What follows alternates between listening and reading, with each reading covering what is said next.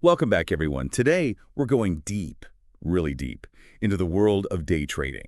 We're diving into a book by a seasoned day trader, someone who's been in the trenches, someone who's seen it all. And let me tell you, he doesn't sugarcoat anything. Yeah, it's refreshing actually. There's so much hype around day trading, so many unrealistic expectations. This book cuts through all that noise and gets right to the heart of what it takes to succeed or even just to survive. It's a real reality check. Yeah. And the author's journey is fascinating. I mean, he started with a $100,000 inheritance, thinking he could easily pull in $1,000 a week. We've all heard those stories, right? The overnight success, the easy money. Right. It's almost like a fantasy, the way it's often portrayed, but You know, the reality is so much grittier. and that's where he stumbled initially. He fell into those classic beginner traps, Yeah. chasing those hot stock tips and those premium alert services that promise the world. It's such a common pitfall. It's like thinking you can become a master chef by just watching cooking shows without ever actually getting your hands dirty in the kitchen. You need to learn to fish, not just wait for someone to hand you a fish. Exactly. And that realization came after years of struggle for the author. He actually had to analyze years of his own trading data, looking for patterns in his wins and losses before he finally found something that clicked. And that's where things get really interesting. He discovered 5 key criteria that, when combined, consistently led to profitable trades. Okay, I'm hooked already. Let's break those down. What are these 5 magical criteria? The first is a 10% price change on the day. Now, this isn't just about seeing a stock go up. It's about seeing significant movement compared to its usual patterns. It's about understanding why it's moving. So not just any random stock that happens to be up 10% that day. Right. Now, pair that with the second criterion, high relative volume. Again, it's not just about the raw number of shares traded, but about comparing today's volume to the average over a longer period. A sudden spike suggests something's up. It's like seeing a long line outside a store. You know something's going on. And often, that something is the third criterion. A breaking news catalyst. An earnings report that blows expectations out of the water. A new product launch that disrupts the industry. So we're not just looking at numbers. We're looking for a story, a reason behind the movement. Okay, that makes sense. Yeah. What are the last 2? He also looks for stocks priced between $2 and $20, small cap stocks. Those tend to be much more volatile than their large cap counterparts. They can make much bigger moves, which is what day traders are looking for. So it's about finding those smaller companies that have the potential to really take off. Okay, last but not least, criteria number 5. He specifically looks for low float, meaning a limited number of shares are available for trading. Think of it like a limited edition sneaker release. The scarcity drives up demand, and the price goes through the roof. So even a small increase in demand can cause a big price jump because there just aren't enough shares to go around. It's all about supply and demand. Absolutely. Yeah. And these criteria, taken together, often point to stocks with a higher potential for volatility. And that volatility, those price swings, that's what day traders thrive on. But knowing when to enter a trade is only half the battle. The author talks about this principle, get green and shut it down. It's all about discipline, right? It's such a powerful concept. It's about recognizing when you're in a winning position and taking those profits. It's about resisting that temptation to get greedy and risk giving those gains back. It's easy to get carried away, especially when you're on a roll. And the author really drives home the importance of having a solid support system, especially when things get tough. He even shares a personal story about encountering a scammer in an online trading forum, someone he thought was a mentor. It just goes to show that you really have to be careful out there. Especially online, there are so many people looking to take advantage of those who are new to the game. It's a harsh reality, but it's important to be aware of those risks and to approach any online community or individual with a healthy dose of skepticism. Absolutely. Do your research, be cautious, and don't be afraid to ask questions. Now, the author also talks about this concept of trader rehab. What exactly is that? Trader rehab is essentially a period of strict risk management and reduced trading activity. It's a way to regain focus after experiencing losses, to break those negative cycles and return to a disciplined mindset. So it's like hitting the reset button, taking a step back to reevaluate your approach and make sure you're still on the right track. Exactly. It's about taking care of your mental and emotional well-being as a trader. You can't perform at your best if you're constantly stressed, anxious, or second-guessing yourself. And that's where having a supportive community can make all the difference. The author really stresses the importance of connecting with other traders, finding those like-minded individuals who understand the unique challenges of this profession. It's about finding that tribe of people who can offer support, encouragement, and accountability, helping you stay focused and motivated even when the market throws you a curveball. And that reminds me of another important point. When seeking out a community, You need to be discerning about who you surround yourself with, right? it's about finding a community that prioritizes learning, responsible trading, and healthy discussion, not just hype and quick profits. So let's dive back into those 5 criteria the author uses to spot potentially profitable trades. We touched on them earlier, but I think it's worth taking a closer look. Yeah, I'm really intrigued by this whole idea of finding stocks with a story behind them, not just random numbers going up and down. Exactly, and that's where these criteria come in. Remember that first one, a 10% price change on the day. Now, it's not just about seeing a stock go up that much. It's about understanding the context of that move. What's considered significant for one stock might be completely normal for another. So it's not just a simple rule like buy anything that's up 10%. There's more nuance to it. Right. We need to consider the bigger picture. Right. And that's where the second criterion comes in. High relative volume. We're not just looking at the raw number of shares traded, but how today's volume compares to the average over a longer period. So a sudden spike in volume could be a sign that something's brewing, that traders are taking notice. And that something often ties back to the third criterion, a breaking news catalyst. This could be anything from a surprisingly good earnings report to a new product launch that shakes up the industry. So it's like putting together a puzzle. You've got the price movement, the volume surge, and then the news or event that explains why it's all happening. Exactly. And this is where it starts to get really exciting for day traders, because now we're not just looking at random numbers, we're seeing a story unfold, a narrative that we can potentially capitalize on. Okay, so we've got a stock that's making a significant move with high volume, and there's a clear catalyst behind it. What's next? The author also focuses on stocks within a specific price range, typically between $2 and $20, with a particular emphasis on those small cap stocks. Because those smaller companies can be much more volatile, right? That's the idea. While a large cap company like Apple might move a few percentage points in a day, a smaller, more agile company could potentially double or triple in value. That's where those big wins come from.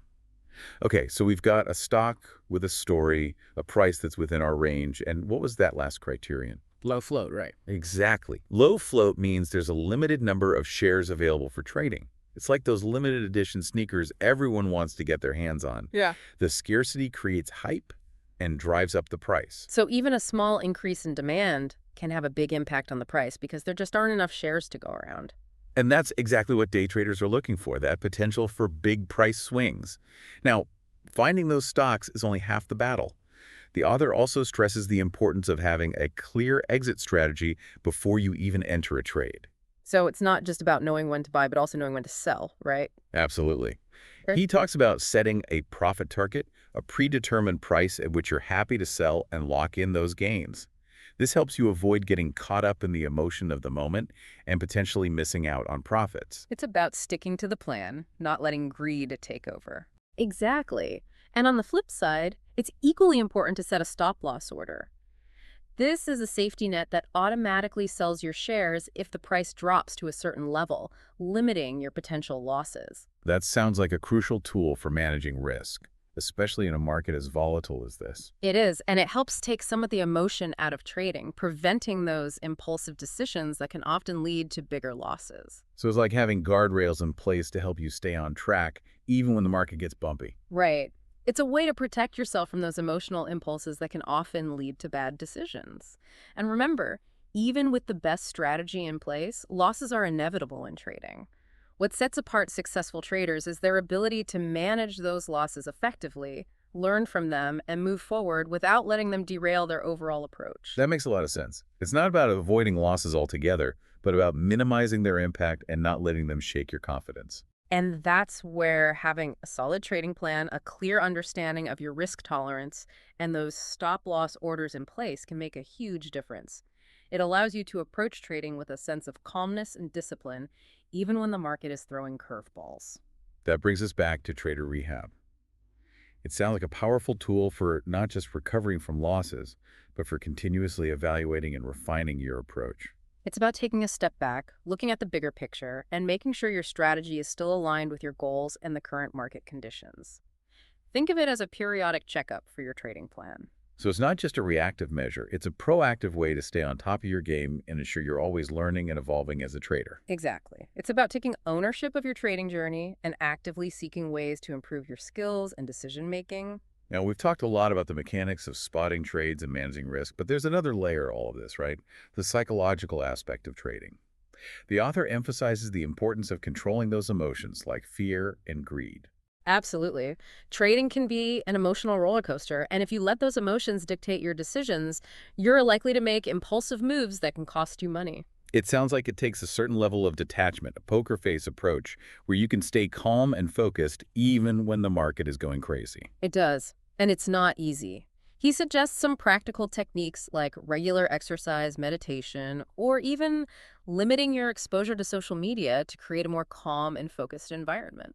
I can see how social media, especially trading-related groups or forums, could amplify those feelings of fear and greed. It's easy to get swept up in the hype or the panic of the moment. Exactly. It's about creating a healthy boundary between your trading decisions and the constant influx of information and opinions that can cloud your judgment.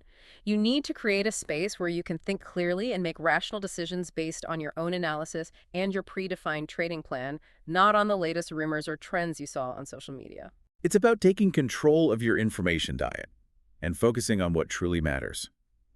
And speaking of surrounding yourself with the right influences, the author is a big advocate for finding a supportive community of like-minded traders. Having that network of people who understand the challenges and rewards of day trading can be incredibly valuable. It's like having a team of people in your corner, sharing insights, offering support, and helping you stay accountable to your goals. Exactly. Mm. It's about creating a sense of camaraderie and shared learning, where you can bounce ideas off each other, learn from each other's experiences, and celebrate each other's successes.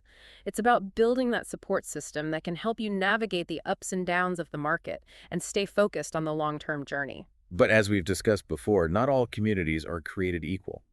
How do you find those mentors and communities that align with your values and goals as a trader? He warns against falling into the trap of echo chambers, where everyone shares the same biases and reinforces potentially flawed thinking. It's important to find a community that encourages critical thinking, diverse perspectives, and responsible trading practices. So it's about being discerning and finding those groups or individuals who challenge you to think critically, to consider different viewpoints, and to always prioritize responsible trading. It's about finding those mentors who are genuinely invested in your growth and development as a trader, not just promoting their own agenda or strategies. Exactly. It's about seeking out those mentors who lead by example, who demonstrate a commitment to ethical trading practices, and who prioritize your learning and well-being above all else. So we talked about finding the right community, controlling our emotions, and sticking to our trading plan. Now, there's one more piece of the puzzle that we need to address, right? Like understanding the market itself. The author dedicates a good portion of the book to explaining the mechanics of the market, and it seems like that's a crucial foundation for any aspiring day trader. Absolutely. It's like learning the rules of the game before you step onto the field. He starts with the concept of market capitalization, or market cap, which is essentially the total value of a company's outstanding shares. It's a way to categorize companies by size, from those massive large cap companies like Apple and Amazon to the smaller, more agile small cap companies. And understanding the difference is crucial because those different types of companies can behave very differently in the market. Exactly. He also explains the concept of liquidity, which refers to how easily a stock can be bought or sold without significantly impacting its price. Stocks with high liquidity are particularly important for day traders who need to be able to enter and exit positions quickly. And generally, stocks with higher trading volume tend to have more liquidity, right? That's right. More buyers and sellers mean it's easier to find someone willing to trade with you at your desired price. He then explains the bid-ask spread, which is the difference between the highest price a buyer is willing to pay for a stock and the lowest price a seller is willing to accept. So it's the gap between those who are eager to buy and those who are ready to sell. Exactly. And this spread essentially represents the cost of trading. It can vary depending on the stock and the trading platform you're using. Day traders, especially those who are making frequent trades, need to be mindful of this spread because those seemingly small differences can add up over time and eat into your profits. It's like those hidden fees that can sneak up on you. Yeah.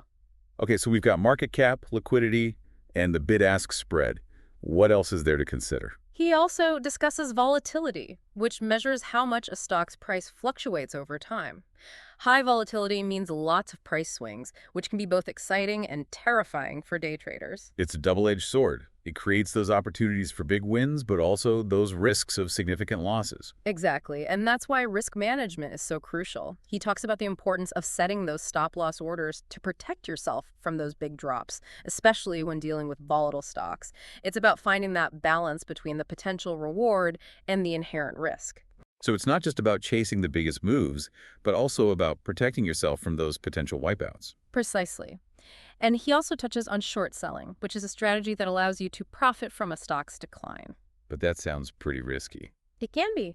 It's definitely a more advanced technique and not something for beginners to jump into without a deep understanding of how it works and a higher tolerance for risk. So it's not just about buying low and selling high. You can actually profit from a stock going down. Exactly. But it's not as simple as it sounds. It requires a different mindset and a careful assessment of the risks involved. So he's advocating for a cautious approach, especially for those who are new to trading. He also cautions against penny stocks, which are those very low-priced stocks that often appear tempting to new traders.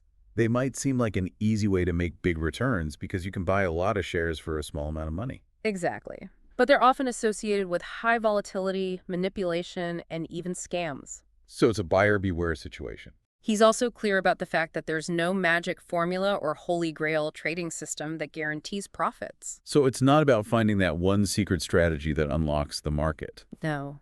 It's about developing a solid understanding of the market, a disciplined approach to trading, and a commitment to continuous learning. It's about building a sustainable approach to trading, not chasing quick wins or relying on shortcuts. He's a big advocate for using tools like trading simulators to practice your strategy and get comfortable with the mechanics of trading without risking real money. It's like having a safe space to experiment, make mistakes, and learn from those mistakes before putting real capital on the line. Exactly. He also stresses the importance of backtesting your strategy using historical market data. This allows you to see how your strategy would have performed in the past, identify potential weaknesses, and refine your approach. It's all about being prepared and making sure your strategy is robust enough to handle different market conditions. So it's not just about having a strategy. It's about validating that strategy and making sure it can stand the test of time. What other advice does he offer for developing a trading strategy? He suggests starting with a simple, rule-based approach and focusing on a specific market niche. It's better to become a specialist than a generalist. So instead of trying to trade everything, you focus your energy on mastering one specific area of the market. Exactly. And once you have a strategy that you're comfortable with, he stresses the importance of sticking with it even when facing setbacks. It's easy to get discouraged after a few losses and start jumping from strategy to strategy, but that can lead to even more inconsistency. It's about having the discipline to trust the process to Ah. give your strategy a chance to work. It's like any skill. It takes time, patience, and consistent effort to see results. But even with a solid strategy, there's always room for improvement. What are some ways he suggests traders continue to refine their approach? He emphasizes the importance of journaling your trades, meticulously tracking your wins and losses, and analyzing your performance. It's about being your own coach, identifying your strengths and weaknesses, and constantly looking for ways to improve. So it's not just about placing trades, it's about reflecting on those trades, understanding why you made certain decisions, and identifying patterns in your behavior. Exactly. It's about being mindful and intentional in your trading, and always striving to become a better version of yourself as a trader. And remember, you don't have to go through this journey alone. Finding a supportive community, a mentor who can guide you, can make all the difference. So we've talked about finding the right stocks, managing risk, controlling our emotions, and even understanding the mechanics of the market. It's a lot to take in, but it all points to one thing. Day trading isn't for the faint of heart. It's a challenging pursuit that demands dedication, discipline, and a constant willingness to learn and adapt. It's definitely not a get-rich-quick scheme. It's a profession that requires a lot of effort, a lot of patience, and a deep understanding of the markets. But for those who are ready to embrace those challenges, who are willing to put in the work, the author provides a clear roadmap to get started, a 5-step plan to guide you on your journey. And he starts with the most fundamental step, building a solid foundation of knowledge. This means understanding the language of trading, familiarizing yourself with different order types, learning how to read charts, and grasping those fundamental principles that drive the market. It's about laying that groundwork, that solid foundation, before you even think about placing a trade. He actually emphasizes that skipping this step is one of the most common mistakes new traders make. They get caught up in the excitement of the potential profits and jump into trading without understanding the basics. They dive headfirst into the deep end without learning to swim. Exactly. And that can lead to some pretty costly mistakes. So, step one is all about taking the time to educate yourself, to build that solid foundation of knowledge that will serve you well throughout your trading journey. So no shortcuts, no magic formulas, just good old-fashioned learning and preparation. What's next on the roadmap? Step two is about finding a trading strategy that truly resonates with you. There are so many different approaches to trading, from momentum trading to swing trading to scalping, each with its own unique characteristics, its own risk profile. So it's not just about picking a random strategy out of a hat. It's about finding one that aligns with your personality, your risk tolerance, and your overall goals as a trader. Exactly. It's about finding a style that you're comfortable with, that you can stick with even when things get tough. Because there will be tough times, right? Absolutely. Every trader, no matter how experienced or successful, faces challenges and setbacks. And that's why finding a strategy that feels right for you is so important. It helps you weather those storms and stay focused on the long-term vision. So we've built our knowledge, we've found our strategy, now what? Step three is all about creating a detailed trading plan.